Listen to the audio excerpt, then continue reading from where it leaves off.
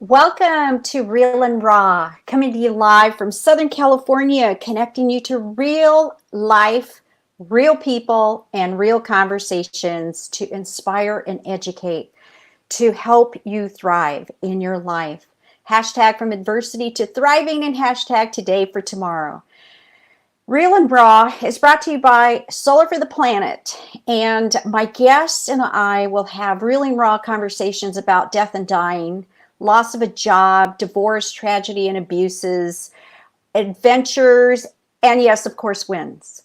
So, and stay tuned for the animal reading of the week at the end of the show. I am Pati Maez, CEO of UNIV Soul, a resource center that specializes in spiritual coaching, creativity, perspectives, and transformation. Here at UNIV Soul, you go on a real life journey to explore and discover, to get clear on your path to a life of fulfillment. Coactively, we help you clear false beliefs and negative emotional energies, release pressure and other fears that are keeping you in status quo. If you're ready to up-level your relationships and business, you're in the right place. Thanks for being here with us today.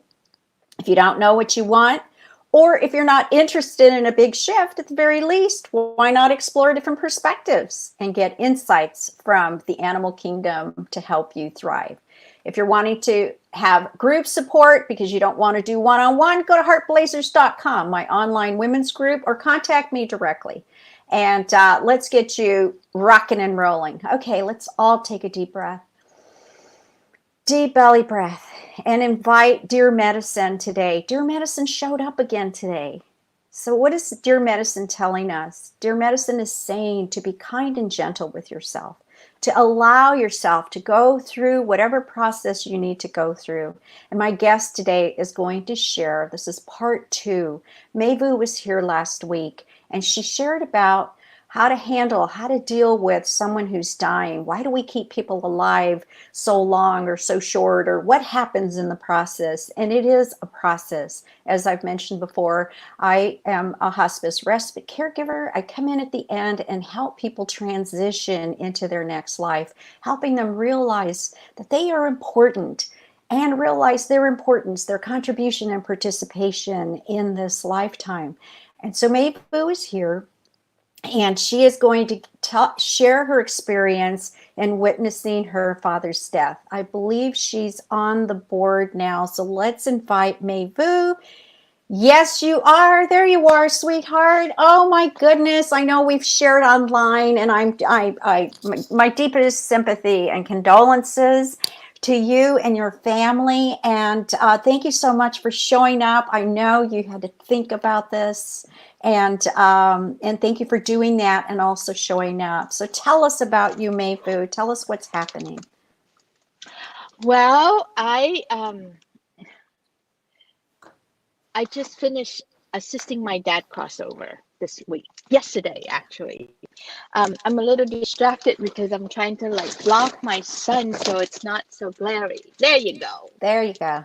It's welcome to my abode. This is my van that we live in, and so it actually allowed me to really be present to life in a totally different way. So, in the last couple weeks. Uh-oh. We're having a little bit of my technical. Wi-Fi? It's okay. I'm going to be here, and as you go in and out, we'll just keep going. Yeah. Okay. So I've been witnessing my dad's illness. I guess my dad was so cute. He said, "You were born, and then you live, and then you have to get sick in order for you to die." And that's just how it is. So when he was sick, he was just really embracing that. And, while I'm flinching left and right to watch his illnesses, and he's like, you have to get sick in order to die. Easier said than done. So anyway, I've watched him getting worse and worse. And then last week when we had our show, I was struggling with this knowing that the time is now, and that we had to have different conversation and we had to make different decisions. But it was so interesting to notice how at home my mom and dad and brother would be very gung ho about, yes, this is life and death is happening and it's okay. But when it was time to talk about it with the doctor, they get hooked into the normal conditioning, which is what can we do to make him feel better?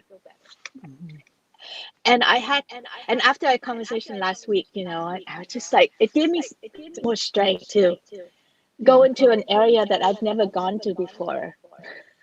I've never assisted Yeah. anybody, especially my dad died before.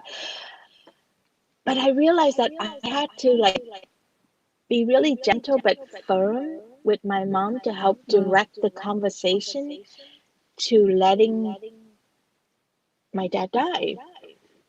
And I remember this moment when the doctor came in and he was so uncomfortable and he was like, we tried everything. We don't really see any ways we can help him, blah, blah, blah. And he just used a lot of words. And finally I had to say, are you saying that my dad's body is dying and that we need to let him die? And it was like the doctor just breathed and he's like, It's like, yes, that's what I'm saying. But it's so uncouth to say such thing, it's so not popular, so he couldn't say it. Meanwhile, I look at my mom and she had this shock on her face like she didn't know this was coming. And I was like, what? We just talked about this last night. yeah. So it was really interesting. And then it's not a one-time decision either. And then every day, every moment, we keep having to make slight adjustment to help him die, which is so counterintuitive because we've been trained to make every adjustment to help a person live, recover, and thrive again. We're so conditioned for that. All the way to the angle of his bed as he lay there and there's no more movement left. And he's on morphine. And my cousin said, yeah, I learned that if we elevate his head, then it helps him breathe more. And so my brother reached over to elevate the bed. And I'm like, no, you have to leave it as is so that the liquid flood his lung and then let him die. I feel like shit saying things like that, and to insist on that. And it was just really hard to be vigilant on the many little things that we had to do to make space for his body to die. Yeah. And Maybu, I have to say, thank you so much for stepping into the courage and stepping into the strength and especially showing up today. I mean, it's only been, barely a day yesterday that your father crossed over. And at the same time, though, you feel like shit because, it's uncouth to say these things and then to see the shock, like, whoa, wait a minute.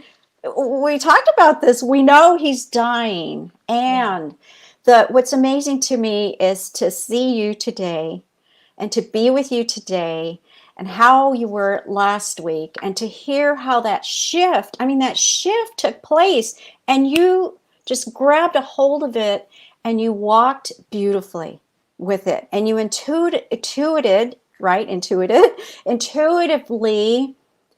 said, whoa, wait, pause, rather than saying, doctor, stop, and causing some big commotion, but you paused and it's like, are you saying he's dying? His body is dying.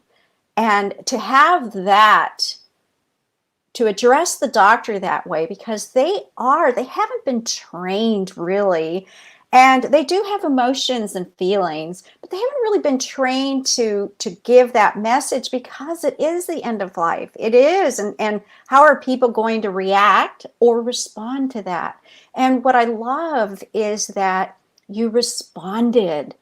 I'm experiencing you, and we stayed in touch throughout the week, and we didn't verbally talk or live, yet I was able to stay with you and stay with your family and to watch the progression and to be here today to share that with the audience, to say that I'm okay with this, that it's okay to talk about this stuff. And we have to talk about these things, because if we don't talk about these things, then we don't change the generational patterns. We don't change the silence, the how, no more silence, right? Hashtag no more silence. That goes for so many different things. And you spoke up.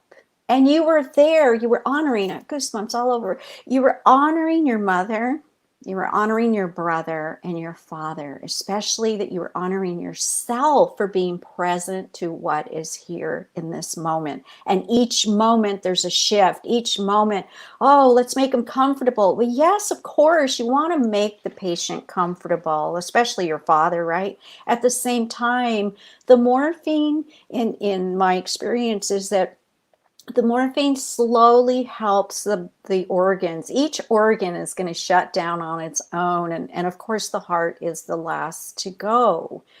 And that you were there through all of it. And tell us a little bit more about what you would like to share more about your experience and how you can help the audience what else you can help the audience with in their process, because it is a process. Yeah, the theme that helped me was the word unflinching.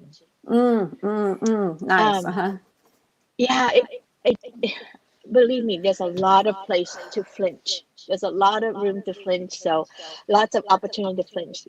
But honey, can you close the door? It's really messed up my camera. Yeah. So it's unflinching. So I 10 years ago, my grandmother passed away, and I flinched. I couldn't really be with her dying body. I didn't know what that process was like. So I went to visit. I did the obligatory thing, but I left too soon. I left to go have dinner, and 10 minutes after I left, she passed. And I missed the whole thing, and I was okay with it because I wasn't ready. And it's okay to not be ready, and it's okay to not look right. But Right. this time, I'm 10 years older. I felt ready. I felt like I was genuinely curious and wanting to see what it's like to be present to the whole thing. So I kept leaning in instead of pulling out, and I kept listening for the rhythm of this. And no one really knows what to expect when someone is dying. They don't know how long it's going to take. They don't know what kind of condition. They can only give him morphine to keep him comfortable. Yes. And so I just felt like last night I could see the breathing change. So that's also so fascinating. Oh my God, I'm just like, well, last time we joke about we should do a show on poop. I'm like fascinated about these kind of things, right? And so I'm fascinated with death and the dying of death, the process of death, and to see the body and to understand what happens is just beautiful to me. Sorry, I'm just reminded another thing too, is that my dad um had. Do you want to say hi to everyone? Because everyone can see you, so you might as well wave. This is Keith, my honey. Hi, Keith. Yes. Yeah, I get it. We get it. And I love, what's beautiful about this, Mayvu, I'm just going to interject here while Keith, takes care of himself, is that there's a few things that are happening here that are very real and raw. And that is that, you have, you process through, your father crossed over yesterday, and you're living in this lifestyle of van living, right? Hashtag van living lifestyle. And that it's okay to have these interruptions. We talk about how everything's got to be so perfect and so pristine because we're going on live, right? Well, no. The beauty of it is that we can continue. It is life, and it's real, and that we can continue the conversation. We can invite those that are coming in, like you just did with Keith, gently, inviting them, right? Honoring them. This is their place too, right? Our little house. And so thank you for that. That I believe is something that the audience can take away also, that this is real stuff. This is, Yeah. and as I love the real stuff. I live the real stuff in the moment. So here we are. So you were Yes, talking about it is a unflinching, real your stuff, mother. but let me just do a little space management. Honey, can you please put the curtain up so that we are not distracted by your move about? That would be great. Thank you. Okay. Yeah. Um, so first we noticed the breathing. Oh, I interrupted myself when I said beauty because the last thing that my dad did that was so coherent, that was awesome, was the day before he went to the hospital, we took him to gambling, which is his favorite thing to do. Mhm. And the whole ride up there, he kept saying, wow, the sky is so beautiful. The land is Wow. so beautiful. The car is so beautiful. That car is so beautiful. And then even when we went home and he looked at a same old scene, like just a line of their little townhouse. And he's like, wow, our house is so beautiful. And I kind of knew that that was the end. Mhm. There was just something that he was accessing that was so much more beautiful than, or it allowed him to see the beauty of life. Yeah. So I just thought, I'm gonna Wow. put that in my memory bank and gonna remember that forever. So it was so Yes. great. Yeah. So he got Oh, to see beauty. yeah. And Mayfu, what a beautiful acknowledgement to him, and to say that here's this man. What did he say? You're born, you live, you get sick, you die. And before that death, that die piece is that, oh, you get to experience the beauty too. I mean, Yeah. that's another piece that I'd like to add into that. And then there's the beauty of this part of it. And because death is, and in experiencing people pass, I want to hear a little bit more about the breath, because the breath, I'm just going to recall an experience Yeah. with an uncle who crossed, and he didn't want his sister to know that that he was dying, because he said she would put him on life support, and he Mm. didn't want to get put on life support. And Yeah. so I was in charge of that. I had the authority, or whatever they call it, the Yeah. I The don't power of the eternity. yes. And so he do not resuscitate. It's all in the record, right? And I receive a phone call early on Friday morning, and they say, oh, we're really sorry, but in the nurse shift, the change of the guard, he was put on a on a breathing machine, and I'm like, oh, no, right? So anyhow, I arrive at the hospital, and they can't remove it. Back in the day, this was a long, long time ago. Back in Yeah. the day, they couldn't remove it. Once they put it on, it's there, right? Until they pass. And so I'm talking with him, I'm singing, I'm sharing stories, and he's breathing, with the machine. And also, I'm watching the monitor. I Yeah. don't know if you got an opportunity to watch the monitor. Is that the monitor, they're hearing everything we're saying. They're listening to Oh. everything we're saying. They're so conscious of everything around them, from my Mm. experience, okay? Mm, mm, mm, And mm. that was the first time I had experienced it in that way. And then after that, oh, I want to be present to what they're hearing, how they're hearing it via the monitor, Mm. right? If that's the case, most of the cases were at home, but in this situation, it was different. So, anyhow, to watch him and to say, oh, your sister just arrived, she just got off the highway. And so, the time is of the essence. This is what his wish was. Well, he was in what they call a coma, right? He was in a state where he couldn't respond verbally or Yeah. physically, but the Yeah. monitors did. And the nurse came and sat at the foot of the bed and said, okay, he's breathing with the machine, and I said, I can tell the difference. He's doing both. Mm. Because I'm touching him, I'm holding him through this Mm. process, right? And so it's the breathing part. So then he goes, right? Suddenly I know I could feel and sense his spirit just, whoa. And I'm just like, whoa, this is it. And then I look at the monitor, and then it's like right. And the nurse said, because she was encouraging me to continue to talk with him to help him, go when he wanted.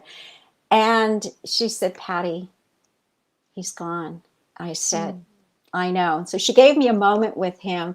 And although it was the machine that was breathing, I put my head on his chest and he was still breathing, right? But he wasn't breathing. His And body that's was by the confusing. machine. Yeah. And well, it was beautiful because, for me, it was beautiful because it told me that there's life breath and there's machine breath. There's the Mm. technology, and that's what we were talking about last Wow. week, right? We Yeah. have all this new technology to keep people alive even more and more and more. And when do we stop? When do we decide not to do that? So I know it was a little long to share that, and I wanted to acknowledge that it is beautiful to experience. For me, it was a beautiful Yeah. experience to know that he was still in control of when he was going to process out. And Mm. so yeah, so Yeah. tell us more about the breath. Well, we didn't have machine or anything. We just the only thing we had was the morphine Yes. drip. It was more like a hospice situation with the Yeah, morphine. right. Mm-hmm. And so it was 8 o'clock in the morning yesterday, and I had a coaching appointment, so I took it in the hospital. I slept there, and then I took the call, and I was working with my client, and I got to a point where I said, we have to let go. Let's help you figure out how to let go. And I heard this whoosh on the other side, and I'm like, wait, hold on, my dad just passed. Let me just look here. It's so crazy. So I looked Wow. closer, and Nice. his chest stopped moving. Mm. And I was like, I have to call you back. I think my dad is passing right now. So Yeah. I hung up on that and I put my hand on his chest and nothing. And then this doctor peeked in just in that time and she saw or felt and she totally backed out. She was like, "Whoop!" And then I'm like, okay. So I was with him and then suddenly he took a breath and I was like, oh, maybe he's not gone yet. And then it stops again. So it took him 3 breaths to Mm. finally just stop. Wow. And then I touch his hand and I can feel it stiffen up right away. And I Yeah. touch his skin and I can feel it's not squishy like this anymore. Now it's just starting to be rigid. It was Yeah. really amazing to Wow. really touch and feel and not have all the distraction around me and just stay present to Mm. that. Um, and so then I Beautiful. said, you did it. You did it. Dad I just love passed it. Oh my God. Oh my gosh. That is so great. Oh my gosh. I mean, imagine your body and your whole psyche and everything's like, oh, you did You it. did it. You did it. It's almost over. Yeah. I was I like, love it. okay, good thing no one is here to dampen my joy, but I felt so much joy. I was just Yeah. like, out of my heart. I was like, you did it. You crossed over. I'm so proud of you. Yeah. And so it Wow. just felt really yummy and beautiful and nothing to panic about, not like in the movies. And it was just, I'm so glad that I had that whole space to myself and with him.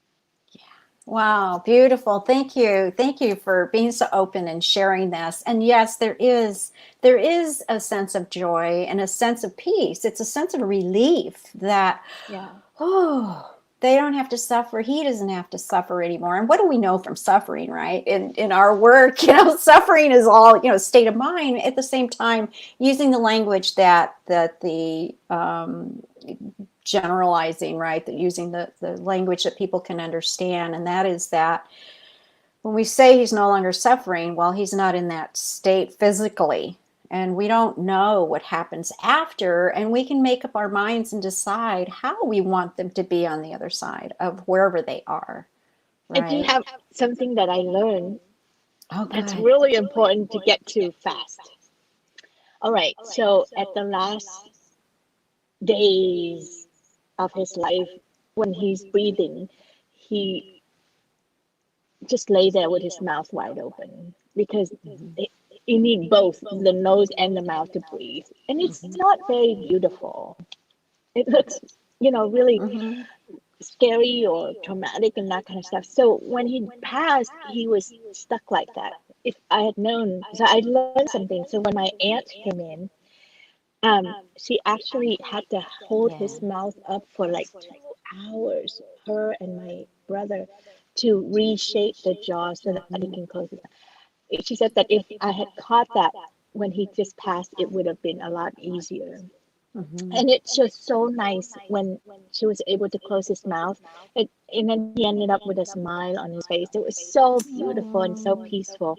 So I was just like, okay, note to self, nobody talk about these things. I'm just going to share this with you. If someone Yes. passed and, that matters to you, you want to catch it right away and where the hands is, however you want the hands and things so that it's just easy to work with the body because it's stiffened up just like that. And it's nice to have your mouth closed and Yeah. just What a elegant and beautiful beautiful. daughter. I mean, your father is so, I know, proud, I'm going to use that word. Your Yeah. father is so proud of you, and just how you handled this whole thing, and it eases the pain and the suffering initially for the family, for everyone Yeah, involved. because it's shocking to see Yeah. him in that state. Hmm. So anyway, I was just, and and speaking of proud, I was just so proud of him. He was not a great man. He didn't have a lot of money. He never really knew how to make a lot of money, but he was consistent and he worked really hard and he provided everything he did for us. And so many people love him. Yeah. And he had so much trouble with himself. He was angry with himself when he was younger. But he tried so hard. And I saw I continue to see the impact that he had Mm. on my cousins. I mean, my cousins came and came and came and they cried and like I saw how much they really loved him. Yeah. And it was just like, so we don't have to make a lot of money. We don't have to have power to move the world. We don't even have to make huge, just do your best. Yeah. And Do your he did his best. best. And And it's enough. yeah, and what's also is that he knew he was important. You helped him to realize how important he was, and not Yeah. only to you and the rest of the world, but to the fact that he was consistent, as I heard you say. He was consistent, and look at you. I mean, he was part of your coming into this life, and you have such an amazing gift, May. And I'm just thrilled that I feel truly honored and privileged that you would open up here on this show, and to let other people know that it doesn't have to be scary. It doesn't have to be so dramatic, or dramatic, period. Or it doesn't have to be such A a lonely process either. yeah, yeah. and Yeah, and and that you were in control of how you were feeling too. You didn't let go of that because you yeah. love your father, and there are the emotions, and you put them in place to experience this. Here you had an amazing opportunity to experience that Yeah. whole process, Yeah. and that you honored it. And And remember, no guilt. This is yes, important. no blame, shame, and Only guilt. That's right. Only do what you want to experience and what you're able to do. Like Yes. when my dad was ill, he had diarrhea. Mhm. My brother took that one. He just cleaned him over. And I didn't get to see any of that. And I'm like, thank you. I openly thank my brother for taking that for me. Yeah, I don't it's want to big. experience that. If I have to, I will, but I didn't have to, and he did it, and he enjoyed it. He's like, that's what it meant to him. And Yeah. so we both got to walk away with what Yeah. we wanted to experience with my dad. So I was like, phew, thank you, God. I didn't want that. Yeah. And how was did you have a conversation with him about you being there at the end with your father? Yeah, the first night I suggested that one of us should stay, and he opted to stay. And then he was like, I don't want to stay anymore because the nurse keep waking me up throughout the night. So the last night, I'm like, I'll stay. And Yeah. he was fine with it. So it was just like all easy. And Nice. I think it was exactly how it needed to be. So Yeah. Yeah. yeah, so Mm. he gave me that. So now I Mhm. do have a quandary for us to help me with Okay. the funeral. Yes. I'm so calm and cool and collected. I got life handle, I got relationship handle, except for one. Okay. So my brother is going through this horrible divorce with this woman. They've Mhm. only been together less than a year. And she is milking him dry, like fucking dry. Mhm. And she won't leave. And she's like trying to take advantage of him as much as possible. They insist on coming to the funeral. And my dad didn't like her either. I mean, like, my dad would not want her there. Mhm. So my brother and my mother is doing the whole polite Catholic thing, well, if they want to come, they'll come. I'm like, bullshit, you don't want them there. Why not just say, actually, no, this is a space for family, and we really appreciate it if you don't Mhm. come. I mean, this is how he got into this freaking marriage in the first place. He knew it was the wrong thing, and yet he said yes to it, and he didn't cancel it 3 weeks before, right? So I'm like, dude, you're doing it again. I'm just livid by this, and so Yeah, and you know why I I'm laughing. As you know, to let the audience know, they know that I'm not laughing at you. I'm laughing with the no, situation it's because because it's I'm so like, familiar. yeah, I'm like, "Ugh." So I can handle most conflict situation, but for some reason around her, I'm so triggered that I just can Yes. leap in and tear her head off and Yes. just do all the dramatic thing that you would see on soap opera, Right. and I'm Right. Okay. like, so Okay. I'm So like, so here's the thing. We're in our half hour. Okay. We yep, handled our half hour, and I would love to. I'm going to just say a couple of things, and then we're going to continue this if you're open to it to share the following week because you have a week to work with this, right? And so yep, here's the thing. Here's the thing. What happens sometimes is that when death happens, and I remember my uncle, another uncle, my dear, he was my other father. He said to me once, Patty Ann, when I go, I want you to come to this cupboard, this little cabinet. I'm like, what? And come to the cabinet. And he pulled out a steno pad, the old writer's, steno pad, and he flipped it open. I couldn't read anything, but he said, in here is a note I want you to read to Mackie. He called her Mackie. And these weren't my blood relatives, but they were my aunt and uncle, and I lived with them, and all that stuff. So he said, I want you to read this to her when I go. So years later, and I'm going, okay, and years later, he had a massive heart attack. I'm in California, and I flew home.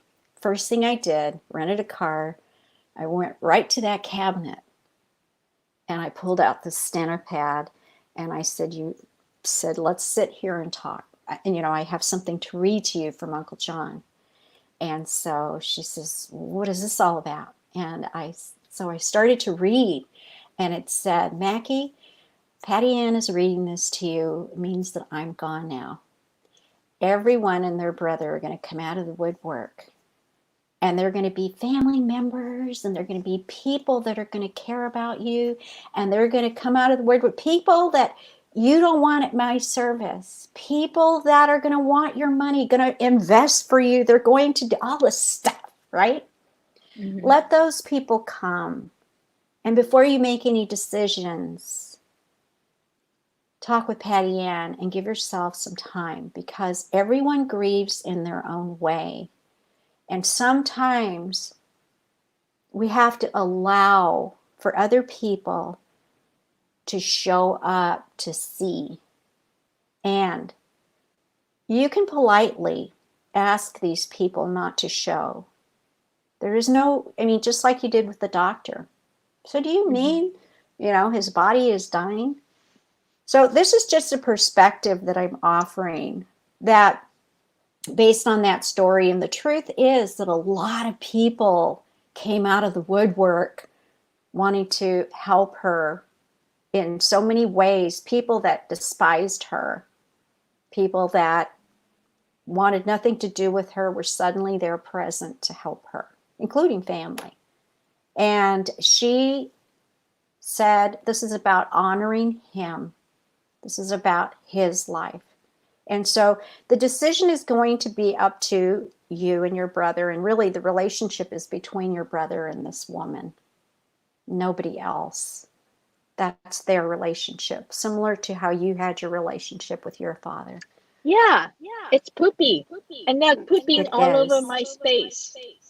My Private space for my dad, right? So I know I get the logic of this, I get the patience of it, I get the Catholic version of this, I get all of that. And so here's the last piece. What happens also is the emotions intensify, and then we displace them and transfer them onto other people. So no, this actually happened before he died. Right. It's true. And the word intensify, you had it all there before. And so just look at, it's just a place. I invite you to look at that part, because this is the next place where surrender and grace be the swan, right? And the deer, as I mentioned in the introduction, the deer showed up, and it's all about being gentle and kind. Oh, I have a story about the deer showing up at Okay, we have 2 seconds. We have to go. Okay. A few years ago, when my partner's mom died, a deer showed up in front of her door, lay down there until it was time for them to come and get her body. And then the sister picked up the phone to call her best friend to let her know that she passed. The deer walked toward her house. Well, what do you know? Who said animals didn't have souls? Oh my God, this humongous, beautiful deer just lay down in front of her window for over an hour. Just lay there as we, say goodbye, grieve, all this stuff. And then when they start the deer moved to her best friend's house as the phone call rings over there. Amazing. Anyway, dear peaceful translation. I know I'll find my way through this, but right now I'm in the fuck you place, Yes. Yeah, and be in that. And I appreciate that you're in that, because that is the part that's once that surfaces and you're just all this poopy stuff, as you call it, then is when the grace will show up, and you'll see where do I fit in this picture? How am I being in this picture? And look at the mirror. Look inside the mirror and say, whoa, when was I like this? When didn't I? Oh, I never want to be like this, or whatever, or look in the mirror and just tell yourself, I love you. I'm beautiful. Thank you for giving me this experience. And the moment, fuck the mirror. Exactly. And you'll know when and what, right?